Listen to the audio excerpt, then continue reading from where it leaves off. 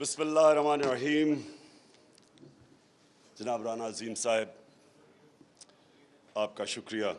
آج آپ نے مجھے دعوت دی اپنی فنکشن پہ PFUG کے. میں آج بات کروں گا ایک پاکستانی شہری کے ہوتے ہوئے کہ پارٹی کا چیئرمین ہوتے نہیں، پاکستان ایک شہری کی طرح. دیکھیں، میں ایوب خان کے دور میں بڑا ہوا. جب ہم اسکول میں تھے تو ایوب خان کا دور تھا، اور ہم نے کبھی جمہوریت نہیں دیکھی تھی.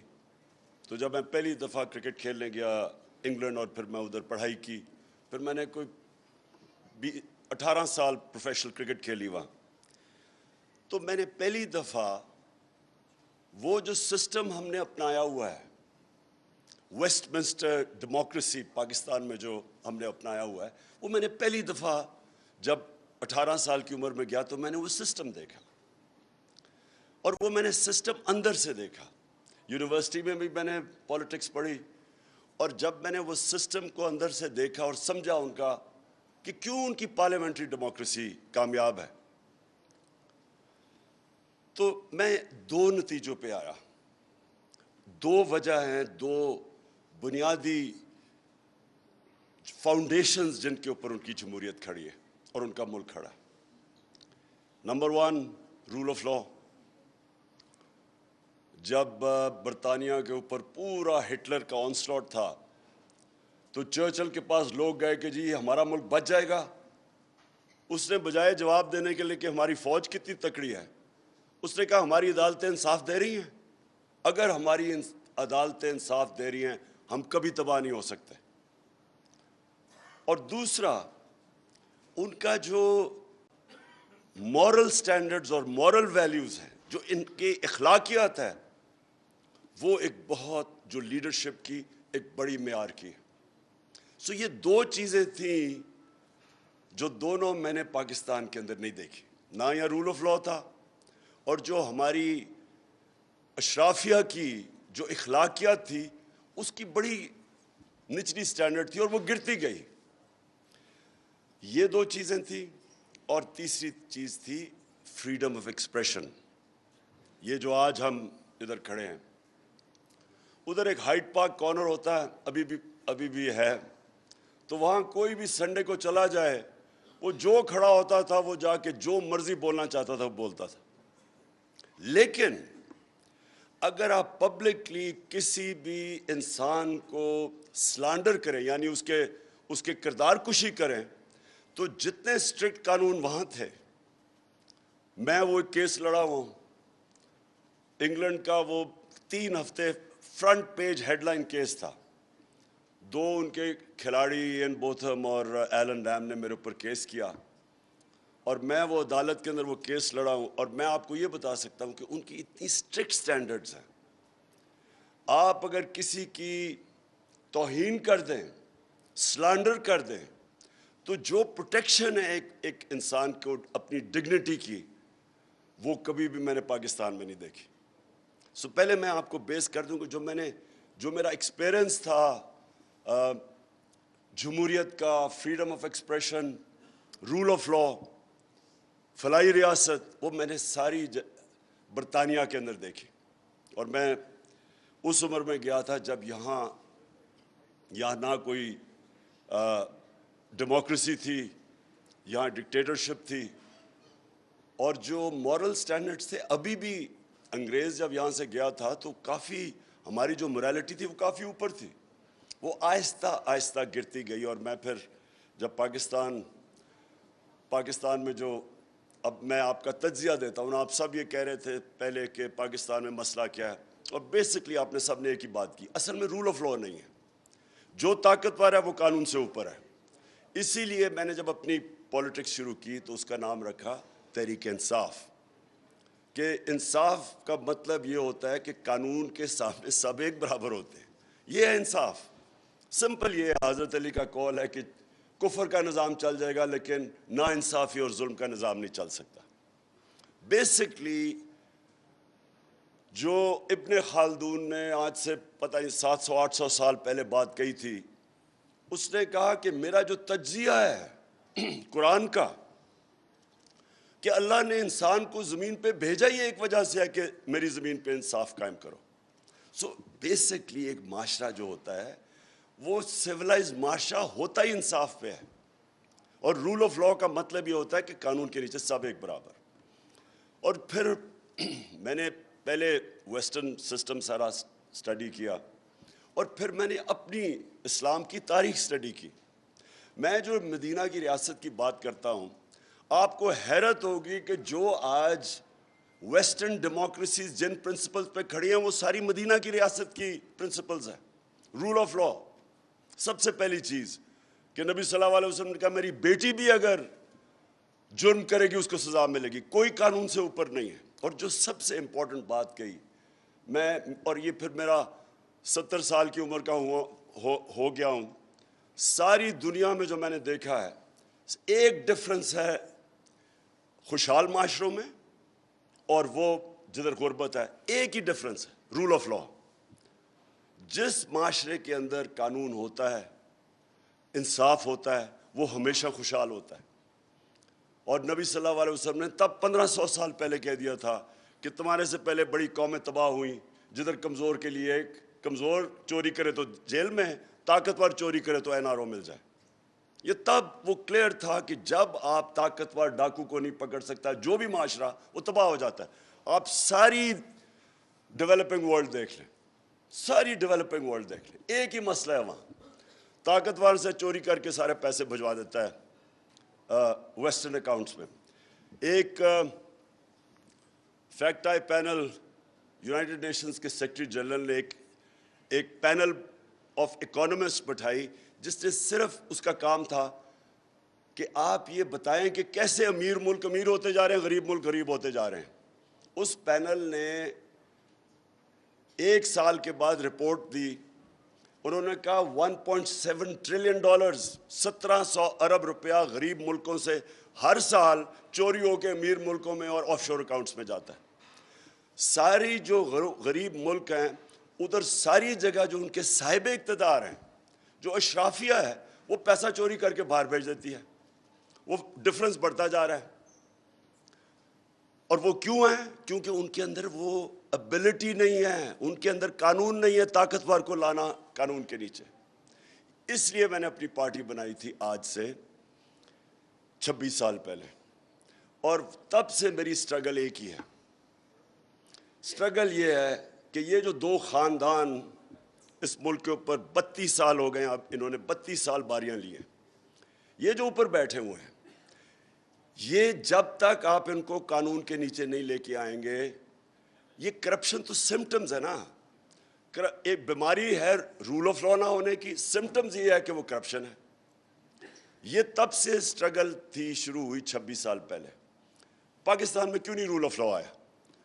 ملٹری ڈکٹیٹرز نے 64 سال میں آدھا ملٹری نے حکومت کی ہے, آدھا کی ہے ان دو خاندانوں نے. کیوں نہیں دونوں کے دور میں رول آف لا آیا؟ ملٹری جب ایک ڈکٹیٹر ملک کو سنبھالتا ہے, ٹیک اوور کرتا ہے, تو وہ by definition rule of law کو ختم کر دیتا ہے, وہ اپنے آپ کو قانون کے اوپر لے آتا ہے. اور وہ پھر جب ڈکٹیٹر اپنے آپ کو ڈیموکریٹ بنانے کی کوشش کرتا ہے, وہ سارے اداروں کی دھجیاں اڑا دیتا ہے.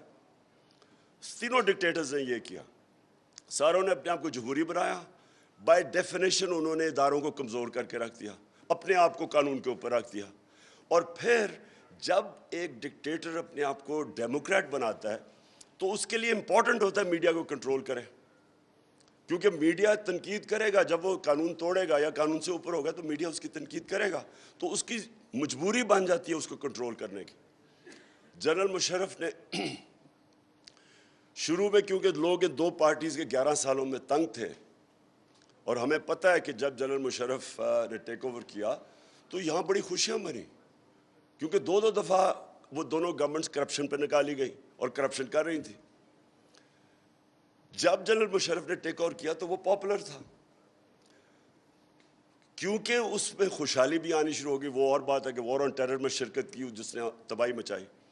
تو ہوا کیا کہ آہستہ آہستہ وہ جماعتیں ریوائیو ہونا شروع ہو گئی. اس نے پہلے شروع میں میڈیا کو کھول دیا, جب اس نے دیکھا, جب خاص طور پہ وہ چیف جسٹس کی موومنٹ شروع ہوئی ہے آزاد عدلیہ کی, تو اس نے تب جا کے میڈیا کو کلیم ڈاؤن کیا کہ اس کے خلاف جانی شروع ہوگی. اس سے پہلے میں آپ کو بتاتا ہوں, کیونکہ میں تو اپوزیشن میں تھا, میڈیا کے اوپر کبھی اس طرح کی جو آج میں دیکھ رہا ہوں, کبھی میڈیا کے اوپر اس طرح کی انہوں نے کلیم ڈاؤن نہیں کیا جو آج ہے. اب یہ دو پارٹیز آئیں, دو خاندان, ان کی کیا مجبوری ہے؟ دونوں کرپشن پہ پکڑے, شروع کر دی انہوں نے کرپشن. جب کرپشن کی تو ان کی مجبوری بن گئی عدلیہ کو بھی آن سائڈ رکھا جائے اور میڈیا کو بھی کنٹرول کیا. یہ دو ایریا سے یہ ڈرتے تھے. تیسرا ان کا مسئلہ تھا فوج, کیونکہ وہاں ISI کو سارا پتہ تھا ان کی چوریوں کا, وہ ساری ریکارڈ رکھتے تھے. تو ان کی مجبوری کیا ہوئی, نواز شریف کا سارا اینڈ میں وہ عدلیہ کو بھی سنبھال لیتا تھا, میڈیا کو بھی سنبھال لیتا تھا, لیکن اس کا پرابلم ہو جاتا تھا فوج, اور پھر وہ آرمی چیفز کے ساتھ اس کا مسئلہ بنتا تھا. وہ اس لیے نہیں تھا کہ وہ رول آف لا چاہتا تھا, اس کا پرابلم یہ تھا کہ یہ ساری جو رپورٹس نکلتی تھی کرپشن کی, یہ نکلتی تھی ایجنسیز کے ذریعے. زرداری کا سملر پرابلم تھا. تو انہوں نے بھی میڈیا کو کلیم ڈاؤن اس لیے کیا کہ یہاں وہ کنٹرول کرنا چاہتے تھے انفارمیشن. میرے اوپر نجم سیٹھی نے, جب میں پاور میں آیا تو اس نے میرے اوپر الزام لگایا, دو اس کے الزام لگائے. میں عدالت میں چلا گیا, 3 سال ایز پرائم منسٹر مجھے تو کوئی ریلیف نہیں ملا. نواز شریف کے اوپر اس نے جب 97 یا 98 میں الزام لگایا, اس نے اس کو 3 دن بند کر کے مار پڑوائی. فرق کیا تھا؟ فرق یہ تھا کہ میں جب بنا تو مجھے کوئی میڈیا سے کبھی خطرہ نہیں تھا. میں یہ آپ کو کلیئر کر دوں کہ جب میں پرائم منسٹر بنا, مجھے تو میڈیا سے کبھی ڈر نہیں تھا. اور آپ اگر اٹھا کے دیکھیں جتنی تنقید مجھے 3.5 سال سے میڈیا سے ہوئی, کسی پرائم منسٹر کو نہیں ہوئی ایسی تنقید. میں نے تو کبھی کوشش نہیں کی میڈیا کو پیسے کھلانے کی. میں نے ایک میڈیا کے اوپر کبھی کسی کے اوپر ایکشن, سوائے نجم سیٹھی کیونکہ اس نے ذات پہ مجھے اٹیک کیا تھا, اس کے اوپر عدالت میں گیا, میں نے ایک میڈیا کے اوپر کوئی ایکشن نہیں لیا. یہ شیرین کو پتہ ہے کہ کئی دفعہ 3-4 دفعہ ہوا ہے میرے خیال میں, ہمیں کیبنٹ میں جب میٹنگ پہ آئے پتہ چلا جی کسی کو اٹھا لیا ہے, جرنلسٹ کو. وہ میرے انسٹرکشنز کے اوپر کبھی کسی کو نہیں اٹھایا. پرابلم کچھ اور تھا, اور وہ میں آپ کو بھی ذرا پہلے میں آپ کو بتاتا ہوں کہ میرے 3.5 سال میں نے کیا چیز دیکھی اور آگے وے فارورڈ کیا آج پاکستان کا. یہ بڑا کرٹیکل ہے کہ ہم ریئلائز کریں کہ ہم آج کدھر کھڑے ہیں اور ہم اب آگے کیسے جا سکتے ہیں. ہوا کیا کہ پرابلم مجھے صرف ایک تھا, سلانڈر کا. یعنی جب فیک نیوز ہوتا تھا, میرے کئی منسٹرز کے اوپر آ گیا جی کیا انہوں نے ٹیکس چوری کیا یا کچھ کیا, تو جس منسٹر کی بھی مجھے پتہ چلتا تھا کہ اس کے اوپر کوئی خبر آئی, میں امیجیٹلی اس کو واٹس ایپ کرتا تھا اور میں کہتا تھا اب اس کو اپنے آپ کو ڈیفینڈ کرو کہ بتاؤ کہ کیا ہوا. تو وہ پتہ منسٹر ایونچولی, اور 2 کا مجھے پتہ ہے, انہوں نے پتا کہ فیک نیوز تھی. اب دیکھیں اگر گورنمنٹ میں آپ بیٹھے ہوئے ہیں, آپ کوشش کر رہے ہیں کہ کلین گورنمنٹ دینے کے لیے, اور جب ایک کوئی فیک نیوز اس کے اوپر آ جاتا ہے جو کہ انٹیگریٹی گورنمنٹ, ایک منسٹر کے اوپر جب کوئی کہتا ہے نا کہ اسے ٹیکس نہیں دیا, گورنمنٹ کی انٹیگریٹی افیکٹ ہوتی ہے. میرا صرف مسئلہ یہ تھا کہ جو کسی بھی ویسٹرن ڈیموکریسی کے اندر, کیونکہ میں برطانیہ کو تو جانتا ہوں بڑی اچھی طرح, ہمارے 2 ایک وزیر تھا اور ایک ہمارا ایک پارٹی کا آدمی تھا. دونوں کے اوپر جب سلانڈر ہوا, انہوں نے لنڈن میں جا کے کیس کیا اور ان کو ڈیمیجز ملے. پاکستان میں کچھ رسپانس نہیں ملتا تھا, نہ کسی کو فکر ہے, نہ کوئی ڈرتا ہے یہاں. تو دیکھیں 2 مختلف چیزیں, ایک ہے freedom of expression. Freedom of expression کے بغیر دنیا میں کوئی انسانی معاشرہ پروگریس نہیں کر سکتا. لیکن جو ہر چیز کی لمٹ ہوتی ہے. ایک آپ لائن کراس کریں جدھر آپ کسی کو بلیک میل کریں, اس کی توہین کریں, اس کے اوپر فیک نیوز بنائیں, اس کی انٹیگریٹی کے اوپر, اور وہ گورنمنٹ میں بیٹھا ہوا ہے, تو اس کے بعد ریکورس ہونا چاہیے ان کو اپنے آپ کو ثابت کرنا کہ اور دوسرے کو سزا ملنی چاہیے اس پر, جو کہ برطانیہ میں ہے. جو میں کیس لڑا تھا اس پہ اتنا بڑے ڈیمیجز انوالوڈ تھے کہ اگر وہ میں کیس ہار جاتا تو کمپلیٹلی بینکرپٹ ہو جانا تھا. اتنا خوف ہے وہاں کہ آپ کوئی بھی میڈیا کے اوپر ایسی بات نہ کریں جو آپ ڈیفینڈ نہ کر سکیں, کسی کی توہین نہ کریں. سو دو مختلف, ایک فریڈم آف ایکسپریشن ہے, ایک رائٹ ٹو ڈگنیٹی ہے ہر شہری کا. تو میرا صرف جو بھی یہ پیکا کے اوپر جب مجھے بات چیت ہو رہی تھی, کیونکہ ایک اور ایلیمنٹ آ چکا ہے اب, اور وہ ہے سوشل میڈیا. سوشل میڈیا کے اوپر کئی دفعہ اتنا گند آ رہا تھا, یعنی ایسی غلیظ چیزیں آ رہی تھیں. اب اس کے اوپر پروٹیکشن چاہتے تھے ہم. تو ہمارا تو انٹرسٹ بہت تھا کہ, اور بائی دا وے یہ ہمارا ایشو نہیں ہے, ساری دنیا کے اندر, کیونکہ سوشل میڈیا نیا فینومینا ہے, ساری دنیا کے اندر ڈیبیٹ چل رہی ہے کہ اس کو آپ نے کیسے چینلائز کرنا ہے. اس کو برطانیہ کے اندر اب بڑے اسٹرکٹ لاز ہیں سوشل میڈیا کے اوپر, بالکل وہی قانون ہے جو کہ عام میڈیا کے اوپر ہے, وہ کر سکتے ہیں. ہمارا ابھی یہ سارا ایک فلوئڈ سچویشن ہے. سو فریڈم آف ایکسپریشن, میں پھر سے آپ کو کہتا ہوں کہ معاشرے کے اندر جب تک ایک تعمیری کرٹیسزم نہ ہو, ایک میں گورنمنٹ میں بیٹھا ہوا تھا, کئی دفعہ جب تنقید ہوتی تھی تو بڑا ہمیں فائدہ ہوتا تھا اس تنقید سے. وزیروں کو میں پوچھتا تھا کہ یہ تمہارے اوپر آئی ہے, تمہاری وزارت پہ آئی ہے, یہ فائدہ کرواتے ہیں, یہ ہمارے ایک واچ ڈاگ ہے. لیکن کئی دفعہ, اب میں آپ کو اب بتاؤں, ہم جا رہے چائنا, پاکستان بینکرپٹ تھا, شروع میں آیا, ہمارے پاس 2-3 ہفتے 4 ہفتے کی ایکسپورٹ کا ریزروز رہ گئے تھے. تو جب چائنا جانے لگے, اور چائنیز کی بڑی ان کی ایک اسپیشل, ان کی عجیب سائیکی ہے, وہ بڑے سینسٹیو لوگ ہیں. چائنا صبح جانے لگا تو 2 مین پیپرز کے فرنٹ پیج پہ لکھا ہوا ہے کہ Imran Khan decides to review CPEC. اب دونوں headline, major headlines تھی. جیسے ہی وہاں پہنچے, وہاں ایمبیسڈر خاتون مجھے ملنے آئیں, انہوں نے کہا ہمیں اتنا مسئلہ بڑا ہے. چائنیز ہوم منسٹری نے, انہوں نے ہمیں بلا کے پوچھا کہ یہ کیا مطلب تمہارا. وہ بالکل ایک دن تو ان کو ٹھیک کرنے میں لگا کہ یہ فیک نیوز ہے. سو میرا صرف یہ مسئلہ تھا کہ ایک آگے ملک کا مسئلہ, اکنامک سچویشن بڑا مشکل تھا, اس کے بعد ایڈیشنلی یہ فیک نیوز ہمارے لیے مشکلیں پیدا کر. ایک دفعہ آ گیا جی IMF سے سمجھوتا ہو گیا کہ روپیہ 184 پہ پہنچ جائے گا, ان دنوں میں روپیہ 140 پہ تھا. تو ایک دم جب اسپیکولیشن شروع ہو گئی مارکیٹ میں, روپے پہ پریشر پڑ گیا. پہلے ہی ریزروز نہیں ہمارے. میں ان چیزوں کی بات کر رہا ہوں کہ یہ ادھر یہ جو بیلنس ہے یہ بڑا امپورٹنٹ ہے. لیکن فریڈم آف ایکسپریشن, نہ مجھے کبھی کسی سے ڈر تھا کہ میری کوئی چوری کسی نے پکڑ, کہ مجھے ڈر ہے کہ میرے کوئی میری چوری یا کرپشن سامنے لے آئے گا. میں انکریج کرتا ہوں کہ اگر کسی بھی ہماری ڈپارٹمنٹ میں, منسٹری کے اندر کرپشن ہے تو بتاؤ, کیونکہ اگر میں چوری نہیں کر رہا تو میں کسی کو کیوں کرنے دوں گا. تو ہم نے تو میڈیا سے تو ہمیں کوئی خوف نہیں تھا. عدلیہ سے کوئی مجھے کہے کہ ہمارے دور میں ہم نے کوئی انٹروینشن کی ہو عدالتوں کو, کوئی ہم نے کسی کو میڈیا کو کہا, عدالتوں کو کہا کہ جی یہ اٹھا کے ٹیلی فون کے جی ججمنٹ دو, کوئی ہم نے کوشش کی ہو کسی قسم کی ججمنٹ افیکٹ کرنے کے لیے, کیونکہ ہم کوئی قانون نہیں توڑ رہے تھے, ہم قانون کے بیچ میں تھے.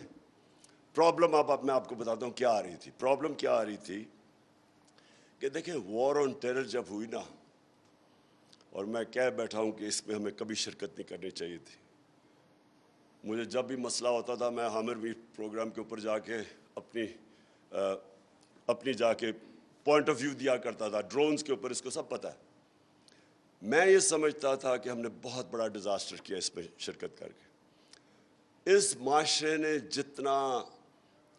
جتنا ڈیمیج اٹھایا ہے اس وار آن ٹیرر کی وجہ سے, کبھی بھی کوئی کمیشن بیٹھے تو پتہ چلے کہ ہمیں کتنا اس نقصان ہوا ہے اس سے.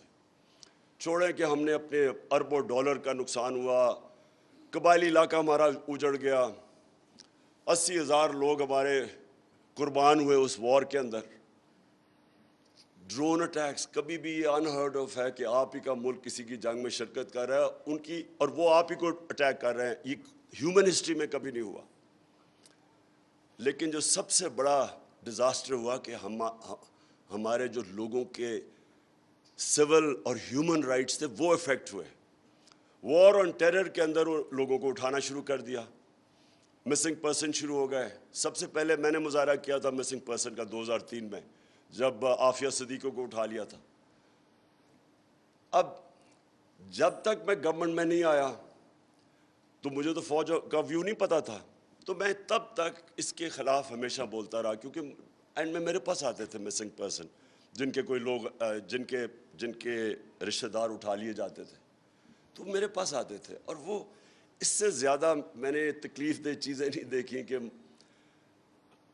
عورت آ رہی ہے کہ میرا ہسبینڈ غائب ہے, ماں آ رہی ہے بیٹا غائب ہے. اس طرح کے جو درد بھرے سینز میں دیکھتا رہا. اس کے گورنمنٹ میں آئے, اور یہ جو آپ نے پتہ چلا کہ کئی دفعہ لوگوں کو اٹھا لیا جاتا تھا ہمارے دور پہ, وہ ہم اسی کے وہ نیشنل سیکیورٹی کے اندر وہ آ جاتا تھا. ہم جب میری جنرل باجوہ سے بات چیت ہوئی اس کے اوپر, جنرل فیض تھے تب ISI, میں تب بات کرتا تھا مسنگ پرسنس کے اوپر. میں نے بڑی دفعہ بات کی. ایک تو انہوں نے کافی لوگ چھوڑے, لیکن وہ کہتے تھے جی پرابلم میں کدھر آ رہا ہے, عدلیہ کا. اگر ایک ٹیررسٹ کو ہم دیتے ہیں عدالتوں میں, اس کا ثابت کرنا بڑا مشکل ہے کہ وہ واقعی وہ اس نے وٹنسز کدھر سے آئیں گے. اور پھر امریکہ کا, انگلینڈ کا مثال دی جاتی تھی کہ انہوں نے جب یہ وار آن ٹیرر کے دوران اپنے ملک میں بھی انہوں نے جس طرح لوگوں کو پکڑا, وہ اور بات ہے کہ تقریباً زیادہ تر مسلمانوں کو ہی وہ پکڑتے تھے اور ان کے رائٹس انہوں نے ختم کر دیے. لیکن وہ ٹیررزم ایک ایسی چیز ہے کہ اس کے لیے مشکل پڑ جاتا تھا ان کو عدالتوں کو ثابت کرنا. اور وہ فوج ادھر سے ڈرتی تھی کہ دیکھیں آپ یہ پھر چھوڑ دیں گے اور یہ پھر ہمارے خلاف ایکٹیویٹی کریں گے. تو ان کا ایک یہ پوائنٹ آف ویو تھا. اس کے اوپر بھی ہم ایک چیز فائنلی ایک نتیجے پہ پہنچ گئے تھے, اور وہ ہم پاس کرنے لگے تھے کہ کوئی بھی مسنگ پرسن نہ ہو, آپ بشک ٹائم ایکسٹینڈ کر دیں کہ آپ اگر آپ اس ٹائم تک ثابت نہیں کر سکتے, لیکن اس کے رشتہ داروں کو تو پتا ہونا کہ وہ کدھر ہے. سب سے زیادہ ظلم تو رشتہ داروں پہ, تو خیر یہ ہم کر رہے تھے, لیکن ان کا یہ پوائنٹ آف ویو تھا. لیکن دیکھیں میں آخر میں یہ جو جدھر آج پاکستان کھڑا ہے نا, میرا آنیسٹ اوپینین یہ ہے کہ اپنی تاریخ کا سب سے فیصلہ کن ڈیفائننگ مومنٹ پہ کھڑا ہوا ہے. یہ بڑا امپورٹنٹ ہے کہ اس وقت فیصلے ٹھیک کیے جائیں. دیکھیں سب سے پہلے تو یہ کہنا کہ یہ سازش تھی یا مداخلت تھی, اس سے زیادہ یعنی ایک باہر ایک انڈر سیکرٹری امریکن ایک پاکستانی ایمبیسڈر سے میٹنگ میں ایک کھلی دھمکی دیتا ہے, اور وہ ریکارڈڈ ہے, منٹس ہیں اس کے, وہ ہمیں سائفر بھیجتا ہے اسد مجید, میں پڑھتا ہوں, اور وہ کہہ رہا ہے ہمارے امبیسڈر کو کہ اپنے پرائم منسٹر کو اگر آپ نے عمران خان کو نہ ہٹایا, میرا نام عمران خان کو اگر آپ نے نہ ہٹایا تو پاکستان کو بڑی مشکلوں کا سامنا کرنا پڑے گا, لیکن اگر ہٹا دیا تو ہم معاف کر دیں گے. یعنی اتنی ایسا تکبر. مجھے تو سب سے, میں نے وہ CNN پہ کہا, میں نے کہا اس کو تو بیڈ مینرز پہ نکال دینا چاہیے اس ڈونلڈ لو کو, کہ اتنی بے شرمی اور تکبر سے کسی ملک کے امبیسڈر, اچھا امبیسڈر کو کہہ رہا ہے کہ پرائم منسٹر کو نکال دو. یعنی کس کو وہ کہہ رہا ہے, میں فورن آفس تو میرے نیچے ہے, تو وہ دھمکی دیتا ہے. اگلے دن عدم اعتماد ہوتا ہے. اچھا وہ یہ بھی کہتا ہے کہ عدم اعتماد کو کامیاب کرنا ہے, اگر نہ ہوا تو یہ کانسیکوینسز. اگلے دن وہ ہوتا ہے. اس کے بعد ایک دم ہمارے ایلائز اتحادیوں کو ایک دم پتہ چلتا ہے کہ جی تحریک انصاف تو بہت بری ہے. اب یہ جو آخری 2 سال پاکستان اکنامک فیز کے اندر ڈاکیومنٹڈ ہے کہ 17 سال میں سب سے بہترین ڈیولپمنٹ ہوئی آخری 2 سال میں, یہ گورنمنٹ کی economic survey, Pakistan economic survey کے اندر. تو وہ جو سب سے بہتر سال تھے, اکانومی گرو کر رہی ہے 5.6 اور 6% پہ 17 سال کے بعد. اور وہ مشرف کا دور تھا جب باہر سے ڈالرز آ رہے تھے پاکستان میں. ہم نے جب ان کی جنگ میں شرکت کی تو کھلا کریڈٹ ملا پاکستان کو, تب تھا. تو کرونا کے باوجود ایک اکانومی اوپر جا رہی ہے, اور سسٹینیبل گروتھ پہ کہہ رہا ہے IMF پاکستان جا رہا ہے. اور اس وقت ایک دم اتحادیوں کو یاد آتا ہے کہ یہ تو بہت بری گورنمنٹ ہے. پھر ہمارے جو لوگ, اب یہ سوچیں کہ امریکن ایمبیسی ان لوگوں کو بلا رہی ہے جو ہمارے بیک بینچرز تھے, ان کو پتا تھا خوش نہیں ہے, پروونشل اسمبلی میں بلا رہی ہے. عاطف خان کو بلا لیا کہ اچھا جی آپ کی سنا ہے اس سے تعلقات اچھے نہیں محمود خان سے, تو عدم اعتماد کا کیا ایشو, ہم اگر کریں تو کیا ہوگا. کون سی دنیا میں ایمبیسی اس طرح کرتی ہے؟ اور یہ 3-4 مہینے پہلے عدم اعتماد سے یہ شروع ہو گئے تھے کرنا. بار بار مل رہے ہیں ہمیں, ساری رپورٹ آ رہی ہے, ساری اپوزیشن کے ممبرز کو مل رہے ہیں, سب کو پتہ چل گیا 2 مہینے پہلے کہ جی آنے والا ہے. اور جو امریکن ایمبیسی کو مل رہا تھا سب جی امریکہ نے فیصلہ کر لیا.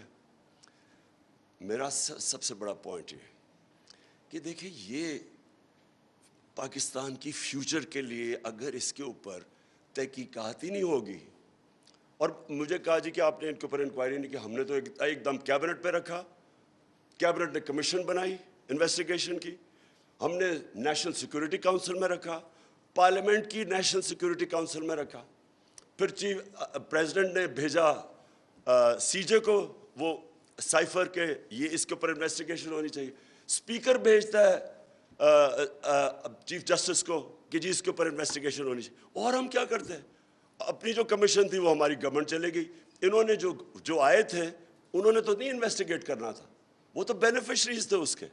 تو اس سٹیج کے اوپر یہ ایک نیشنل ایشو ہے, اس کو پوری کوشش کی دبانے کی, سائفر کو پوری کوشش کی کہ یہ کسی کو پتہ نہ چلے, اس کا ہر کوشش کی اس کو دبانے کی. یہ بھی کہا گیا جی سائفر تو ایسے آتے رہتے ہیں. ایسے سائفر کہیں بھی دنیا میں کسی بنانا ریپبلک کو بھی نہیں آتے. کسی فورن آفس سے پوچھے کہ کیا اس طرح کی کوئی لینگویج استعمال کرتا ہے, اور میں فل مارکس اسد مجید کو دیتا ہوں, امبیسڈر کو. اس نے سائفر کے اینڈ میں لکھا کہ امریکہ کو ڈیمارش کرنا چاہیے آپ کو, جو انہوں نے لینگویج انہوں نے استعمال کیا کہ اپنے پرائم منسٹر کو ہٹاؤ. اور اس کے بعد جب پرائم منسٹر ہٹتا ہے, دیکھیں یہ امپورٹنٹ اس لیے ہے کہ کیا پاکستان دنیا کی 5ویں آبادی میں بڑا ملک, کیا اس کا ایک الیکٹڈ پرائم منسٹر کو اس طرح ریموو کریں گے؟ میں اگلا سوال پوچھتا ہوں کہ آگے کوئی آ کے کھڑا ہوگا؟ کوئی بھی آگے آ کے پرائم منسٹر کو دھمکی ملے گی؟ کیونکہ یاد رکھیں مشرف اپنی کتاب میں لکھتا ہے کہ مجھے رچرڈ آرمیٹیج نے کہا کہ we will bomb you into stone age. ایک ریزن دیتا ہے کہ ہم ان کی جنگ میں اس طرح گئے ہیں. تو کون کھڑا ہوگا؟ کبھی کسی نے سیس کیا کہ اس دھمکی پہ, اور جب ہم کی جنگ میں شرکت کی, کبھی کوئی کمیشن بیٹھی ہے پتہ چلا ہے کہ پاکستان کو کتنا نقصان ہوا ہے؟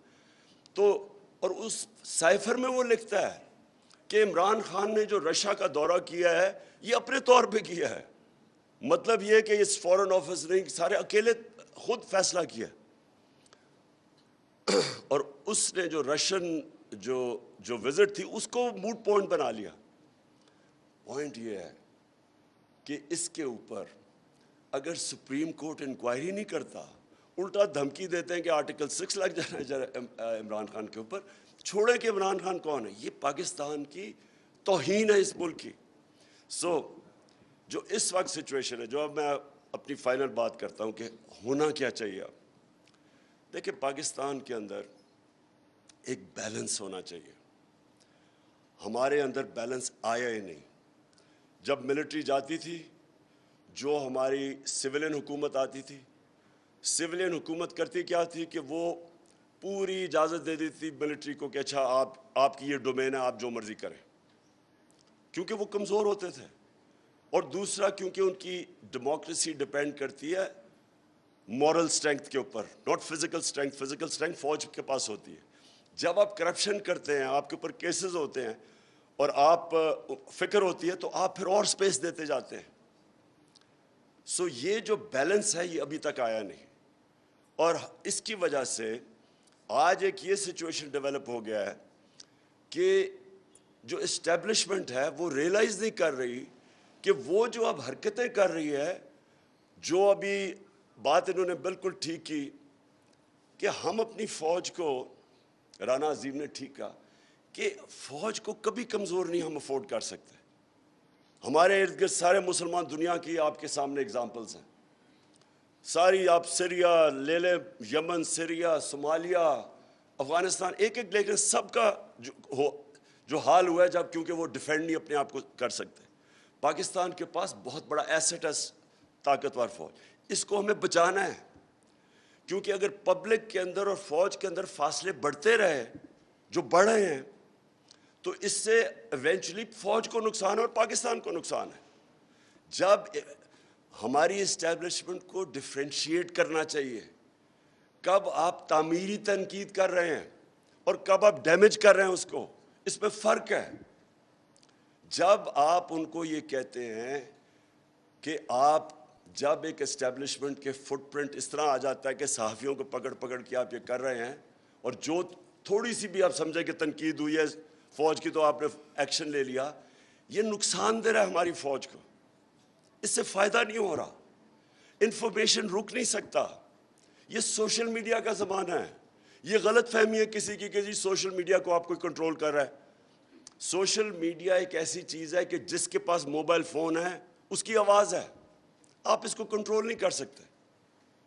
اور آپ کنٹرول کرنے جتنی مرضی کوشش کریں, یہ ایک ایسی اب چیز دکھلائی کسی کے کنٹرول میں نہیں ہے.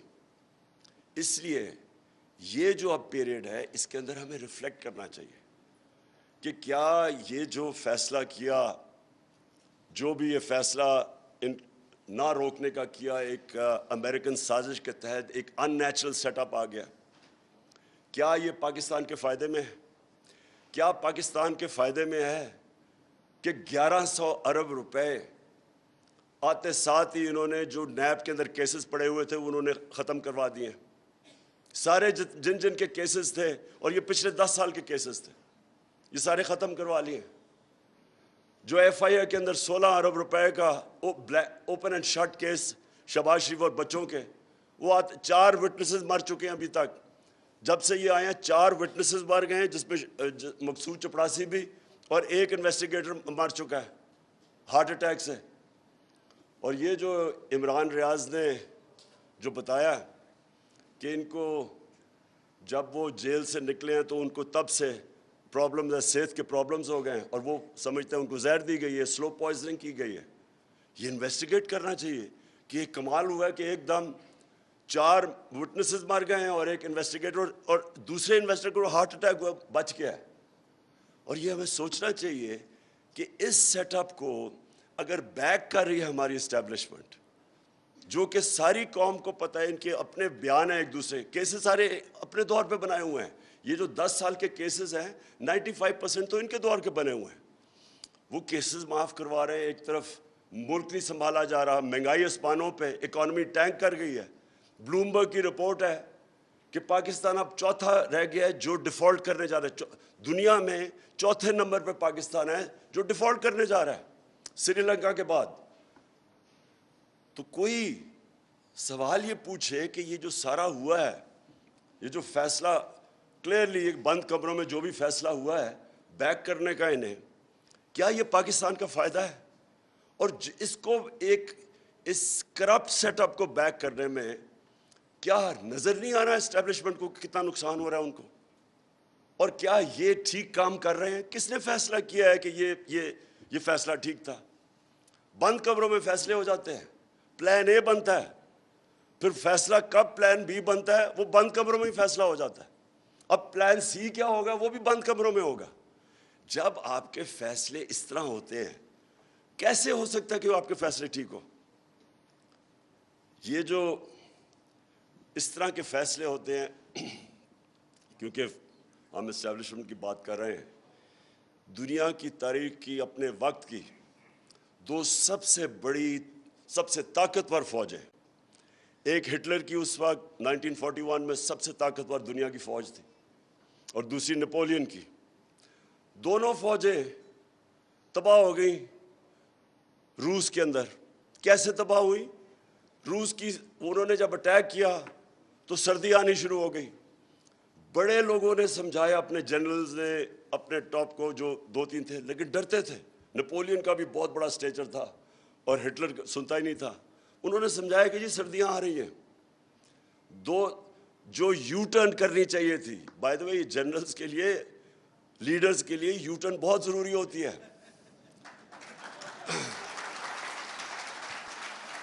کیونکہ کوئی بھی لیڈر اپنے آپ کو عقل کل نہیں سمجھنا چاہیے, غلطیاں ہوتی ہیں لیڈر سے. بہتر یہ ہوتا ہے کہ غلطی پہچان کے, تو وہ کہتے ہیں نا when you are in a hole stop digging. آپ کو پتا ہونا چاہیے کہ یہ اب میرے سے غلطی ہو گئی ہے تو اب واپس آ جائیں. دونوں دنیا کی اس وقت کی سب سے طاقتور فوج سردیوں میں تباہ ہو گئی, روس کی سردیوں میں. آج بھی ایک ہی راستہ ہے. جتنا اس اب میں کیا کہوں, آرٹیفیشل کرپٹ سیٹ اپ جن کو اکٹھا کیا گیا, 60% لوگ ضمانت میں. میں جو 2 باتیں کہی تھی انگلینڈ کے اندر, 2 چیزیں, ایک رول آف لا تھا اور ایک ان کی اخلاقیات تھی. آپ صرف ایک چیز سوچ لیں, بورس جانسن بھاری اکثریت سے جیتتا ہے, وہ اس کی اپنی پارٹی نکال دیتی ہے. کس چیز پہ؟ پاکستان میں یہ خبر بھی نہیں بننی تھی, یا خبروں میں بھی نہیں آنا تھا کہ جناب وہ کورونا کے دور, وہ نے جب 10 ڈاؤننگ اسٹریٹ میں انہوں نے جب کام ختم کیا تو وہ سارے گیدر ہو گئے ڈرنکس کے لیے. یہ خبر بھی نہیں بننی تھی. اس کے اوپر اچھا اس نے کیونکہ کور اپ کیا, جھوٹ بولا, اس کو فارغ کر دیا. کلنٹن اور بیوی اگر کہہ رہی ہے کہ جی مجھے مونیکا لیونسکی کا فرق نہیں پڑتا, اس کو انہوں نے امپیچمنٹ کر دی اس کی. رچرڈ نکسن, وہ ایک سب کے فون ٹیپ ہیں یہاں, میرے بھی آپ نے دیکھا ہوگا, میرا پرائم منسٹر کے بھی فون ٹیپ ہیں. اس فون ٹیپنگ کے اوپر اس کو امپیچمنٹ کی, اس نے ریزائن کیا. ان کی صرف مورل سٹینڈرڈز دیکھیں, ڈیموکریسیز چلتی ہیں مورل اتھارٹی پہ. اب یہ مجھے یہ بتائیں کہ جو ایک انڈر ٹرائل باپ بیٹا, ایک چیف منسٹر بن گئے, ایک پرائم منسٹر بن گئے, انڈر ٹرائل ہیں, 16 ارب روپے, وہ مجھے کیس پتا ہے, اوپن شٹ کیس ہے, نوکروں کے نام پہ 16 ارب روپیہ آ گیا. اس پہ کوئی اور ہوتا تو ابھی تک 1.5 سال جیل میں ہوتا. ان کو آپ ملک کا پرائم منسٹر بنا رہے ہیں اور چیف منسٹر, 60% کیبنٹ ضمانت پہ ہے. جب ایک ملک کی قیادت, اس کی جب موریلٹی, ان کی مورل سٹینڈرڈز ادھر پہنچ گئے کہ آپ نے ان لوگوں کو اوپر بٹھا دیا ہے, مجھے یہ بتائیں جیل میں لوگ کیا کر رہے ہیں پھر؟ اب کس منہ سے غریب لوگوں کو جیلوں میں ڈالا ہوا ہے؟ اوپر سے آ کے انہوں نے آتے ساتھ ہی NRO 2 لے لیا. دیکھیں یہ سیٹ اپ جتنی دیر چلے گا ملک کمزور ہوگا, ڈی سٹیبلائز ہوگا. اور اس وقت اکنامک جو سٹیبلٹی ہے وہ ڈپینڈ کرتی ہے پولیٹیکل سٹیبلٹی پہ. یہ سیٹ اپ کبھی چل ہی نہیں سکتا جن لوگوں کو انہوں نے اکٹھا کیا ہوا ہے. تقریریں سنیے اسمبلی میں ابھی بجٹ کے دوران, وہ جو ہمارے ساتھ تھے وہ جا کے کیا باتیں کر رہے تھے. اور وہ پنجاب کا سیٹ اپ کیا ہے, وہ تو ایک انکانسٹیٹیوشنل چیف منسٹر بیٹھا ہوا ہے, الیکشن کروا رہا ہے. ہر قسم کا سپریم کورٹ واضح کر بیٹھا ہے کہ تم نے کسی قسم کی استعمال نہیں کرنا اسٹیٹ مشینری. ذرا جا کے دیکھیں 20 حلقوں پہ ساری اسٹیٹ مشینری کوشش کر رہی ہے ان کو الیکشن جتانے کے لیے کل. تو اگر اس سیٹ اپ کو اس طرح زیادہ آگے جا کے انلیگل کام کر کے اس سیٹ اپ کو اوپر رکھنا ہے, اکاؤنٹیبلٹی ختم کر کے, کس کو نقصان ہو رہا ہے؟ سارا ایونچولی سارا قوم دیکھ رہی ہے اسٹیبلشمنٹ کی پاور ان کے پاس ہے, ساری قوم ادھر دیکھ رہی ہے. اپنی اسٹیبلشمنٹ, اپنی فوج کو بچانے کے لیے تعمیری تنقید ضروری ہے. ہمارے جو جرنلسٹ ہیں ان کو موقع دیا جائے تعمیری تنقید کرنے کی, کورس کریکشن کے لیے. غلطیاں سب سے ہو جاتی ہیں, سب غلطیاں کر دیتے ہیں, کوئی عقل کل نہیں ہے. لیکن ایک جو تنقید ہوتی ہے وہ ایک جو بھی پاور میں ہوتا ہے اس کے لیے سارا وقت موقع مل رہا ہوتا ہے اس سے ڈفرینٹ اوپینین سن کے کہ میں کدھر ٹھیک جا رہا ہوں کدھر غلط. ایک اس جو بھی اوپر ڈیسیژن میکر ہے اس میں ایبلٹی ہونی چاہیے کہ یہ تنقید خود ہی فیصلہ کرے کہ یہ تنقید تعمیری ہے اور یہ تنقید کے پیچھے ایجنڈا ہے, وہ فیصلہ کرے. لیکن تنقید کو بند کرنا, یہ تو اپنے آپ کو ایک فولز پیراڈائز میں رکھنا ہے. اور یہ نقصان سب کو ہو رہا ہے, ساری قوم کو ہو رہا ہے. جتنی دیر تک یہ انسٹیبلٹی چلتی رہے گی اتنی دیر تک اکانومی ہماری نیچے جاتی رہے گی. اور اکانومی اگر 4 نمبر پہ پاکستان ہے ڈیفالٹ کرنے والا, تو خود سوچ لیں کہ پاکستان کی آج کیا پوزیشن ہے. اور میں آج پھر سے کہتا ہوں کہ صرف ایک راستہ ہے اور وہ راستہ ہے فری اینڈ فیئر الیکشنز. صاف اور شفاف الیکشنز کے علاوہ جدھر آج ہم پہنچ گئے ہیں، پاکستان کے پاس اور کوئی دوسرا راستہ نہیں ہے. جو بھی راستہ اختیار کریں گے اس میں مسئلے ہی مسئلے ہیں، اور ایک فیلئر کو ری انفورس کرتے جائیں گے. اس سے اور زیادہ فاصلے بڑھتے جائیں گے قوم میں اور اسٹیبلشمنٹ میں. اور ہماری سب کی کوشش ہونی چاہیے کہ یہ ملک، ہمارے ملک میں ایک طاقتور فوج اس ملک کی ضرورت ہے. اور ہمارے ملک کے اندر یہ بھی ہمیں سمجھنا چاہیے کہ اس ملک کے اندر صرف ایک راستہ ہے. کوئی مارشل لاء وغیرہ کا ٹائم نکل چکا ہے. صرف ایک ہے کہ ہم اپنی جمہوریت کو اسٹرینگتھن کریں. اور جمہوریت کو اسٹرینگتھن کرنے کے لیے جو میڈیا ہے، میڈیا کو آزاد کرنا، اور پھر قانون کے تحت لمٹس رکھیں کہ سلانڈر نہ کرے. یعنی جو ساری، میں کوئی نئی چیز نہیں کہہ رہا، صرف جو قانون بنے ہوئے ہیں برطانیہ میں، کیونکہ وہیں سے ہم نے ڈیموکریسی لیا، ان کے قانون لے آئیں. جو وہاں قانون ہے وہ یہاں لے آئیں کہ سلانڈر کا کیا قانون ہے، اور پھر ان کو امپلیمنٹ کریں. اس وقت پرابلم کیا ہے کہ ہمارے پاس اگر قانون ہیں بھی وہ امپلیمنٹ ہی نہیں ہوتے، اس لیے کسی کو فکر ہی نہیں ہے، جو مرضی جس کے متعلق کہہ دے. اور خاص طور پہ سوشل میڈیا کو ریگولیٹ کرنا بڑا ضروری ہے. اس میں ایسا گند آ رہا ہے کہ وہ ہمارے معاشرے کو بڑا نقصان پہنچے گا. تو وہ معاشرے کو بچانے کے لیے ریگولیٹ کرنا سوشل میڈیا کو بہت ضروری ہے. میں پھر سے رانا عظیم آپ کا شکریہ ادا کرتا ہوں. میں سارے جو ہمارے آنریبل سپیکرز آئے، میں ساروں نے بڑی وہ باتیں کی جو ہم سب اگری کرتے ہیں کہ فریڈم آف ایکسپریشن کے بعد بغیر کوئی بھی معاشرہ ترقی نہیں کر سکتا. شکریہ جی.